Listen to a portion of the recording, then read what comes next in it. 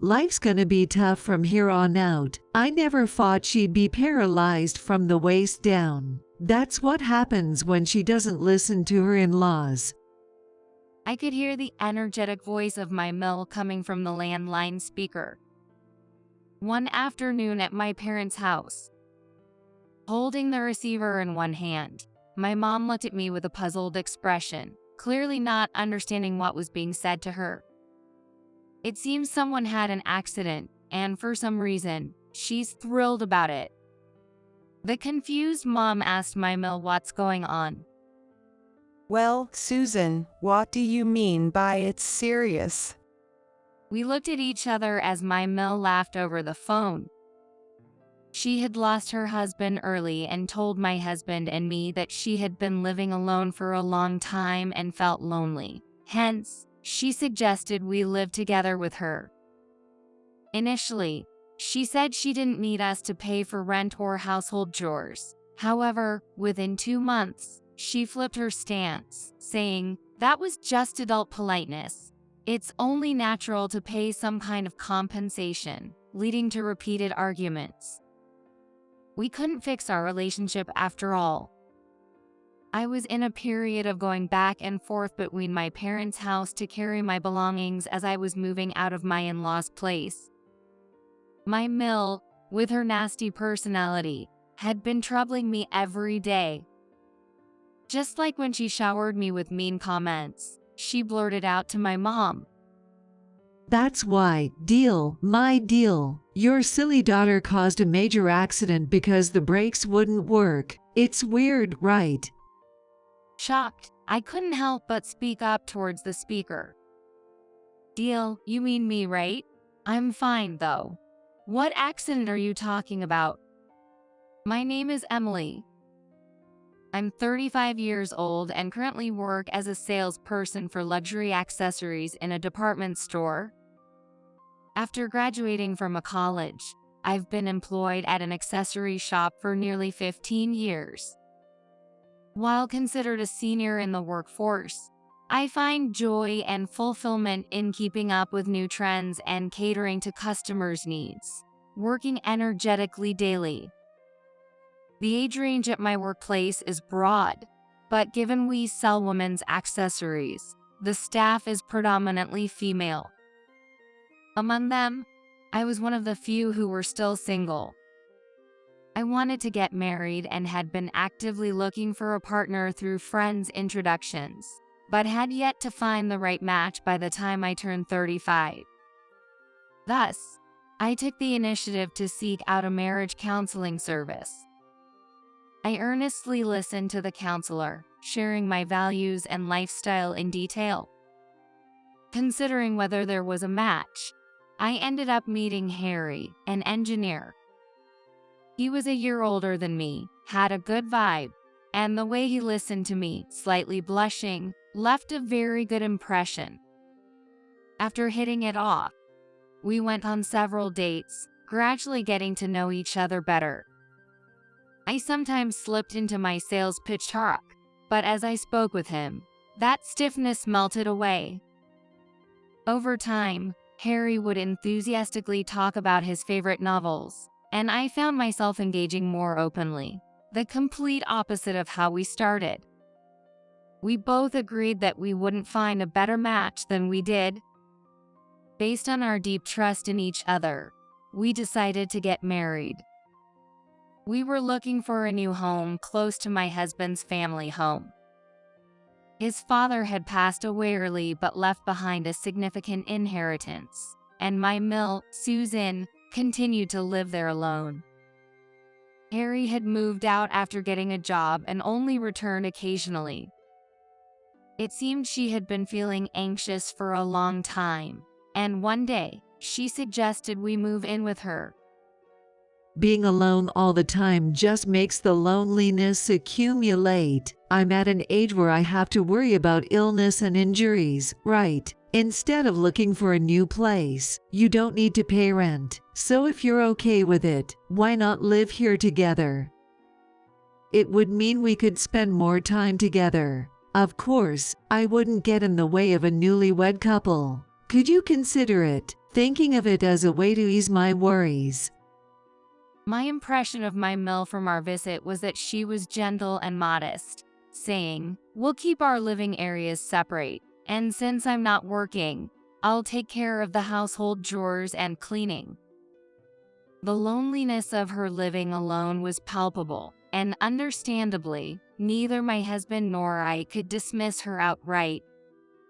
Moreover, we were thinking about starting infertility treatments because we wanted children in the future. These treatments would require a long time and significant medical expenses. We had planned to cut back on our living expenses for the cost, but living with my in-laws would not only save money but also allow us to save more. This would enable us to approach the treatment more systematically. Thus, we started to think quite positively about living together. Honestly, it's a wish come true. Rather than living by ourselves in the neighborhood before moving in together, why not start living together now?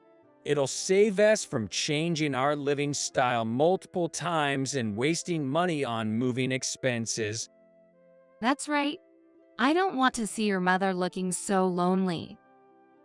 Moving into my in-laws' house was nerve-wracking due to the mill and deal relationship.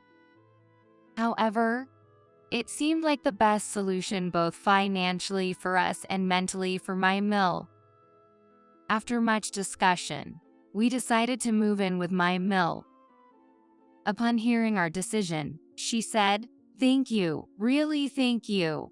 Being with family is the greatest happiness," and she cried with joy. We moved our belongings in and smoothly started our new life. However, just a few months later, my mole's attitude had completely changed. One day, she suddenly said to me with a stern face, You always come home late. What's going on? You say it's work, but is it really? Retail jobs should end once the customers leave. It doesn't make sense that you're not coming home until this late after the department store closes. Where exactly are you working? I was taken aback and lost for words. "And when are you planning to quit?" she continued. I held a responsible position. My job wasn't limited to just sales. There were meetings at the department store and other locations, and it wasn't unusual to work overtime during busy periods. My husband knew it, and he supported me without saying anything when I came home later than him. I was taken aback by the suggestion that I should quit my job and stay at home.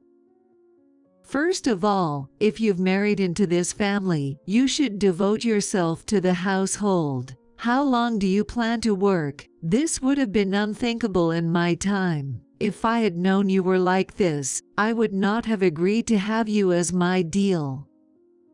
"Susan, I value my job as well, and Harry and I have decided to support each other and live our lives together. Continuing with our jobs is a choice my husband and I have made." I managed to say this in response, though trembling. However, my mill became even more stern and scoffed at my words. A woman working just disrupts the household. You have a responsibility to keep the house in order while my son is away. You should understand that better. She wouldn't listen to me and kept insisting I quit my job. As her delusions escalated, she started making baseless accusations like, "The reason you're not coming home must be because you're hiding something." So I hurriedly told my husband to mediate. Of course, I had nothing to hide. My husband was shocked by the sudden change in his mother but stepped in to reason with her. Although she looked unsatisfied, it seemed she eventually resigned herself to just complaining about me. However, the snide remarks towards me didn't stop. Far from improving, she suddenly started saying things like, Don't you think it's about time you started paying rent? "But you said at the beginning that we didn't need to pay rent, just living here would be enough." Don't you understand that was just a figure of speech adults use? There's such a thing as manners, even among family members. Living here for free without feeling any shame. Considering you want to keep your job so much, I thought you were getting paid with great pride, but it seems it's not much after all. My mill was now going against the initial agreement, suggesting we pay rent, which was completely different from what was promised. Despite the inheritance, my husband and I were covering most of the everyday expenses. It didn't seem like she had any financial troubles. Yet, claiming the initial conditions were just out of consideration put us in a difficult position. Faced with such disrespectful comments, I firmly responded to my mill. We came here under the condition that no rent was needed. But if that's not the case, my husband and I are prepared to leave. Immediately, she turned red-faced, shouting about ingratitude and complaining, not even talking about rent. You don't even pay a gratitude fee. It seemed she wanted to argue that, even if not rent, we should at least pay something as a gesture of gratitude. Being asked to pay a gratitude fee instead of rent didn't change the financial burden on us. Moreover, the amount she proposed was significantly higher than the rent for apartments in the nearby area. When I brought this up with my husband, we decided to give her a certain amount monthly. She must want some pocket money. Mom has been living alone and managing on her own for so long. If a little whimsy can be solved with money, it should be considered cheap. It seemed my husband was also frustrated dealing with his mother. Though we didn't agree to the demanded amount, settling on a smaller sum as pocket money temporarily stopped her tirades. Though she was still visibly unsatisfied, this solution seemed to settle one problem. Just when I thought that was over, another incident occurred. Linda, my husband's sister, my Sil, has returned. My Sil had moved out after getting married, but due to certain reasons, she had divorced. One day, suddenly arriving with a large suitcase, she declared, "I'll be living here from today." It's also sudden, but my husband was cheating. So I slapped the divorce papers on him and left. Don't worry, I've been a housewife for a long time, so I won't be any trouble. However, she insisted on having a luxurious dinner, suggesting, since it's a special occasion, why not get some beef steak? My mill seemed thrilled to have her daughter back and was clearly on her side. Given that my sister-in-law's ex-husband was a wealthy executive, and she flaunted flashy brand name items, I was worried about her future spending habits. We had met her only a few times during the engagement and wedding. She is 40 years old, 4 years older than me. Due to the slight age difference, we didn't quite hit it off. Moreover, upon learning about my job, she made outrageous requests like, "You must have an employee discount, right? Why don't you get me something for free since we're family?" My husband and I were stunned. After we curtly refused, she glared at me irritably and lost interest, saying, "Oh, I see." Such an inconsiderate Sil. Well, considering your age, I guess Harry was desperate. With such remarks, my sister-in-law's presence made me increasingly feel at my limit. My mill would complain of back pain and being overworked, leaving all the household chores to me. Even though my Sil, currently unemployed, could have shared the tasks, she refused, claiming, "I'm tired from the divorce drama, and I didn't come back to be put to work." Harry tried to help, but being an engineer, he was often exhausted after a day's work. Eventually, I reached my breaking point. Tears would suddenly stream down my face. Sleepless nights became common, and starting infertility treatment became the least of my worries. The stress led me to consider counseling, as maintaining everyday life became a struggle. Seeing my distressed state, my husband suggested, "Let's move out as soon as we can." It's not right for you to go through this, and we can't keep putting up with my mom and sister. I'm sorry, I should have prioritized you over them. But we don't have the money for that. We can't be worrying about costs right now. The most important thing is your health. He started looking for a new place immediately. However, it was precisely the season for graduations and new school terms, making affordable housing scarce and quickly taken. It seemed like moving out of my in-laws' house would take some time. Meanwhile, my relationship with my SIL didn't improve and only seemed to worsen. As a salesperson, I used somewhat expensive cosmetics and accessories to maintain a professional appearance. My SIL, being unemployed and short on funds, she seemed envious of my belongings. I started noticing items missing or moved. And when confronted, she would nonchalantly confess. "What's the big deal? I like this brand too. It should be okay to borrow a little." "These are my personal belongings. Please don't use them without asking." "Don't make such a fuss over using a lipstick or borrowing a necklace for a day. We're family, so don't get so worked up. Mom, tell your deal she's being too possessive." Despite multiple warnings, she would bring my mill into the argument, both ganging up on me with petty complaints. My mill would sigh in exasperation and scold me, try to be more accommodating. "Just because she's your SIL doesn't mean you have to make such a fuss." No improvement was in sight. I put my personal belongings in a locked box so they wouldn't be touched, but eventually she broke the key with a tool. Standing over the shattered remains of the small key, my patience finally snapped. No matter how many times I've pointed it out, nothing changes, and now even my keys are broken. I've had enough. If living together means not respecting each other's belongings, then we can't continue living together. I'm moving out. I declared this to the two of them and started hastily packing my belongings into a large bag.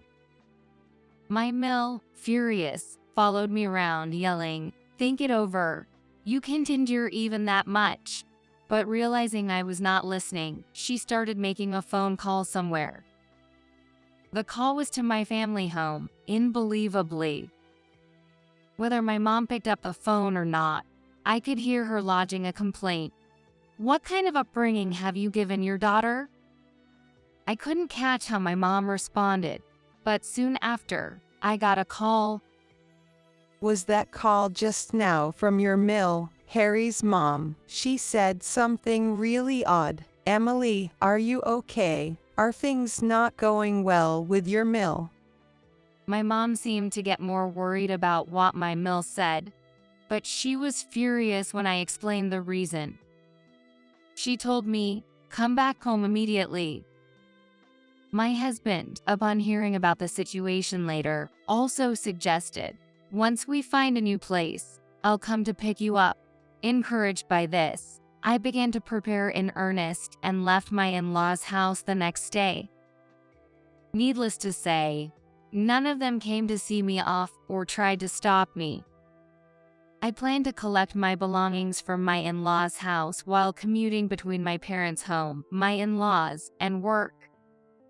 A few weeks later, as I was cleaning at my parents' house in the morning before my afternoon shift, the home phone rang.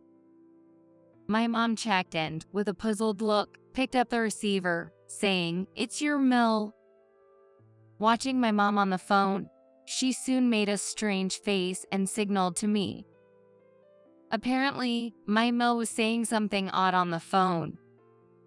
When she put it on speaker, a familiar loud voice, sounding quite pleased with herself, burst through. life's going to be tough from now on, huh? Who would have thought she'd end up like that? Well, who exactly is having a tough time? What exactly are you talking about? So, deal, my deal. What goes around comes around. Your foolish daughter caused a major accident because the brakes failed. We looked at each other, bewildered. I hadn't caused any accident. In fact, I hadn't even stepped out of my parents' house since this morning. My Mill, even more delighted, kept talking. And to think she caused a major accident right before going to work. It's her own fault for not quitting. It's really strange, isn't it? There were too many questionable points, and none of it made sense. I interrupted her tirade, addressing the speaker. Deal, you mean me, right? I'm fine, though. What accident are you talking about? What? No way. What do you mean? My Mill was clearly flustered. It was a bizarre claim for a prank call. I pressed for meaning, but she was just panicking. Why are you all right? If it's not your accident, then whose is it? While we were going back and forth, my husband, Harry, appeared at my parents' house, visibly agitated. He rushed over and grabbed my shoulders, checking if I was okay. Then, he showed a relieved smile. Emily, I'm so glad you're safe. What's going on? Between your mom and you, what happened? When I asked, Harry suddenly said, my sister was in an accident. Your sister? I'm just glad Emily wasn't involved. We're heading to the hospital now. Can you come with us? Hearing that from my husband, I nodded without hesitation. We took the afternoon off work and rushed to the hospital. When we arrived at the hospital, we were told that my Sil was still undergoing treatment, but her life was not in danger and she was fully conscious. My Mill, who was panicking, had also arrived, and we all were immediately relieved by this news. Then, we went back and forth between the hospital and the in-laws' house, preparing what was necessary for Linda's hospital stay until her treatment was completed. When Linda was moved to her hospital room, she was exhausted, lying in bed in a pitiful state. She was able to have a conversation, so my husband went over to her and started to listen to her story. This morning, when I was getting in the car to go to work, the brakes stopped working on the way and I crashed into a utility pole. I heard no one else was involved, but is that really true? Yes, it was on a street with no pedestrian traffic, so no one else was caught up in it, but your back is. We had already heard about the after effects of the injuries from the accident she caused herself. Thanks to quick rescue efforts, Linda managed to survive but had severely injured her back. As a result, she's now paralyzed from the waist down. She can't move her legs or walk, and living on her own is out of the question. And it seems almost certain that this paralysis will remain as a lasting after effect. As the doctors explained this to Linda, she said, I can't believe it, how can this happen? And I'll sue the maintenance company, trying to lash out in tears. But since she could only move her upper body, my husband was easily able to restrain her. Indeed, the brake failure seems like it could only be due to poor maintenance. I suddenly noticed that Susan, my Mill in the corner of the room, had turned pale. Susan, are you okay? Despite the terrible situation, I couldn't harbor any resentment. She looked like she might faint, so I was worried, but Susan didn't say anything even when I spoke to her. Then, my husband asked, do you have any idea about this?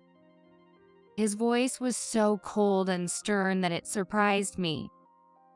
I'm asking if you know anything about the car accident. Susan, blue-faced and shaking, said, no, and she shook her head. No matter how many times he asked, the answer was the same. No, I don't know, she denied, but a bad feeling was growing inside me. My husband excused himself to Linda and checked her smartphone. All the family cars are equipped with dash cams, and footage from several weeks can be reviewed through a dedicated app. When he pulled up the data from Linda's car and pressed the play button, we were about to witness something shocking. Isn't this Susan? The lights in the garage turn on, and my Susan appears. I can tell Susan is scrutinizing the inside of the car from across the hood. She seems to be thinking about something, carrying items to the front of my Linda's car and squatting repeatedly. Since the dash cam records video and audio, I can hear sounds of something being dragged and her muttering to herself. It's tricky, huh? What? It's this heavy. Maybe this way. I'm sure this is the right line. From the occasional words heard, it's clear she's searching for something by crawling under the car. Suddenly, there's a loud snap. She's cutting something under the car. Both Linda and I immediately understand what she's doing, and we can feel the blood draining from our faces. Confronted with the footage, Susan starts to tremble all over. From her voice in the video, terrifying words can be heard. This will send that deal straight to hell. I finally understood her attitude when she called the family home.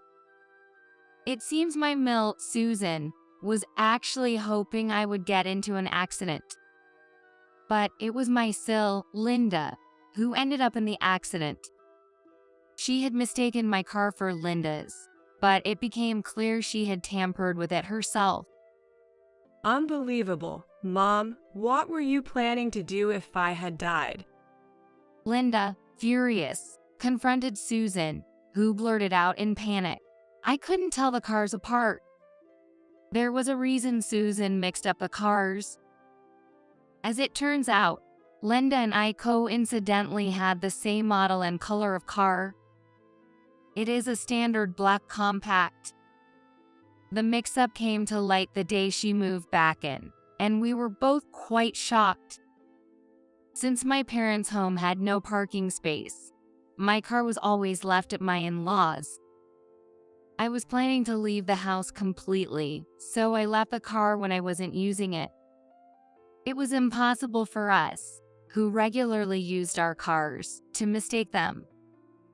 We each had our designated parking spots in the garage.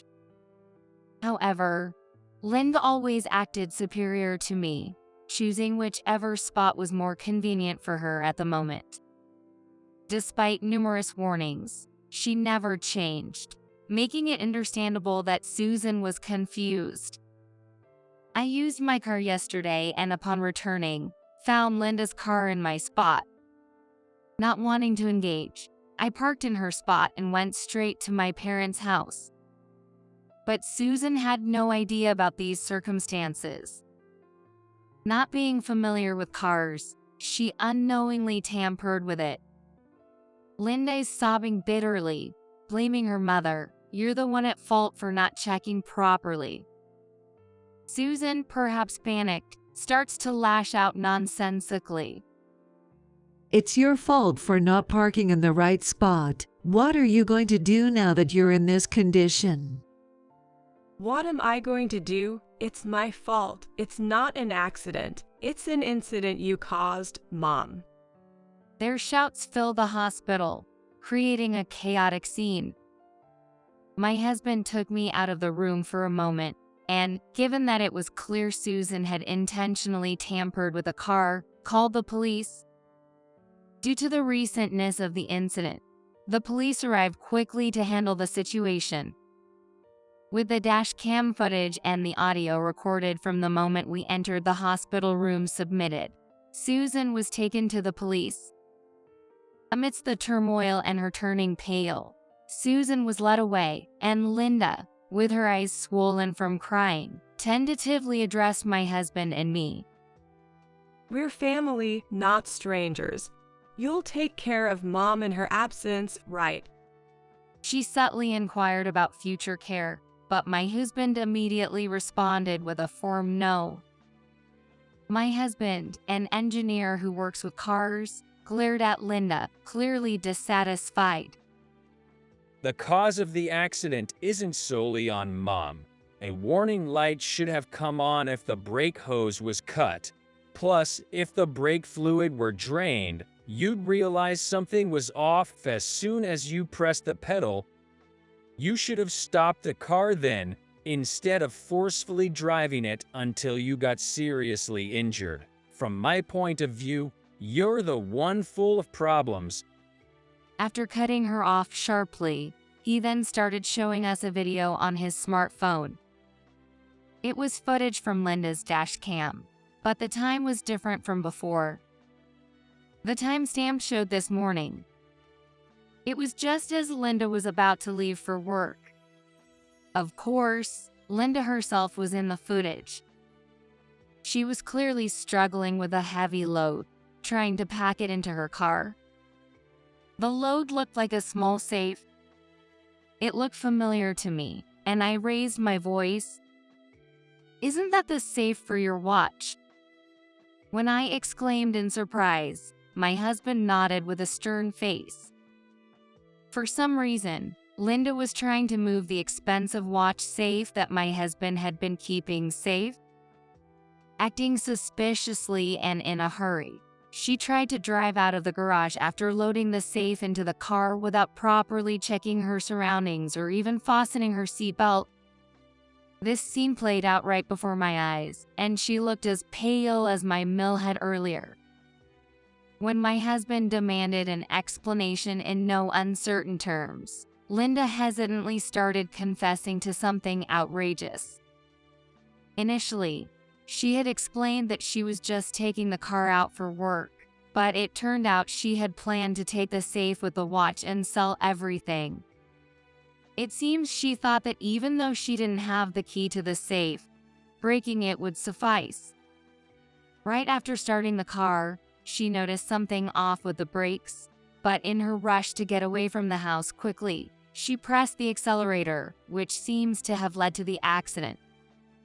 Linda cried and tried to explain, but my husband looked down on her disdainfully. I needed the money right away to pay back my ex-husband. I was just going to borrow a little bit. Linda had returned home after her divorce, but she had lied then as well. She said she divorced her husband and moved back to her parents' house because he cheated on her, but the truth was the exact opposite. The one who cheated was actually Linda herself. She was sued for damages, lost all her savings, and couldn't afford to live on her own, so she had no choice but to flee back to her parents' house. She didn't want to share the embarrassing story of owing alimony, so to save face, she made her ex-husband out to be the bad guy. Since she's not working after moving back, she's losing sight of how to pay off the unpaid alimony. So, she was getting by selling off expensive items from the house without permission. But there's a limit to everything. Eventually, she set her sights on Harry's luxury watch, leading to this debacle. Thinking about the alimony stresses me out, but I felt better while bossing around Emily with Mom. That's why I did such a horrible thing. I'm going to change, I promise. Please don't give up on me. She started saying this in a soft voice as if she was despairing about her future. But when she saw the unimpressed look in my husband's eyes and mine, she seemed to realize she was at a disadvantage.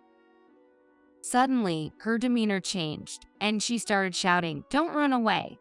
Support and take care of me," as if her earlier proclamation of change was forgotten. Given her past behavior, such demands were bound to fall on deaf ears. There's still alimony left to pay. I took that accident for you. Ungrateful wretch, ruining someone's life. You guys should pay the money instead. My husband and I listened in silence, but as she grew tired, her panting became more and more incoherent. She made such a commotion that several nurses rushed in, prompting my husband and me to leave the room. We nodded to each other, agreeing, never come back. Later, the police conducted inquiries, asking if anyone besides my husband was knowledgeable about cars. What my mill did was nothing short of criminal, and her arrest was inevitable. However, it was still unclear how someone who neither drove nor had any knowledge about cars could come up with the idea to cut the brake hose, let alone how she prepared the tools for it. But neither my husband nor I could think of anyone who fit the bill. A few days later, the investigation revealed a surprising truth. It turned out my mill had been paying a significant amount of money to a young man she met before we got married. The man was a notorious figure who targeted older women, pretending to date them to swindle money. My mill, cutting into her inheritance and living expenses from my fill, poured money into dates with this man. As her savings dwindled and life became harder, she proposed moving in with us, hoping to be supported. Unsatisfied with just that, she attempted to collect money under the guise of rent or gratuity. However, after we repeatedly refused to pay, claiming it was not part of our agreement, she desperately turned to the man for advice. That's when he suggested something dreadful. If your deal dies, your son, being her husband, would get the insurance money. With that, we could live it up in fancy hotels and have fun every day. My mill had long been under the young man's influence and, egged on by him, bought the specified tools and carried out his plan. However, the car tampered with was actually the sister-in-law's, leading to this tragedy. The identity of the young man was also uncovered. Though interrogated, he denied everything, saying, "We talked, but it was all jokes, and I didn't tell her what to buy or give any instructions." He also repeated that while he did go on date-like outings with my mill, there was no romantic relationship. She was merely a source of money for him. I wasn't serious, so I wouldn't incite criminal behavior, he claimed. However, the police, suspecting otherwise, discovered evidence that a plan to steal my insurance money from my husband was seriously contemplated. Additionally, the man's other crimes, including extortion against other women, were uncovered. Thus, both he and my mill were arrested. After the trial, the mill received a prison sentence. Lindy apparently contacted her ex-husband to get him to take care of her, but he had already started a new life and hated her, so the conversation ended with him telling her to pay alimony quickly. Linda, who has a rough and selfish personality, started using helpers from welfare services. No matter how much she was warned, she was constantly turned away from private services because she treated the helpers in charge as if they were little servants. And finally, she had no time to choose people. Ultimately, she was assigned a calm helper who would not tolerate her unreasonable demands. Despite her frequent requests for someone warm, with human kindness, no one willing to replace the efficient but cold helper appeared. The assignment became permanent. My life also saw changes. This incident had greatly worried my parents, so I requested a transfer to a location closer to my home. The request was approved, and I happily started working near my family. Feeling uncomfortable living near his in-laws' town, my husband successfully found a new job and we decided to move closer to my parents' home. It's a fresh start for us in a new place, but he's always considerate, saying he wants to make up for the trouble caused and always tries his best. The watch that was stolen by Linda was held by the police for the investigation but was eventually returned to him. Due to the impact of the accident, the safe it was stored in was damaged. Some of the watches inside were broken, but my husband said, "Let's make these a keepsake for the whole family," as he decided to cut ties with his family. Both of us have started to get used to the new environment. Now, we are in the process of choosing a hospital to start the fertility treatments we had originally planned for.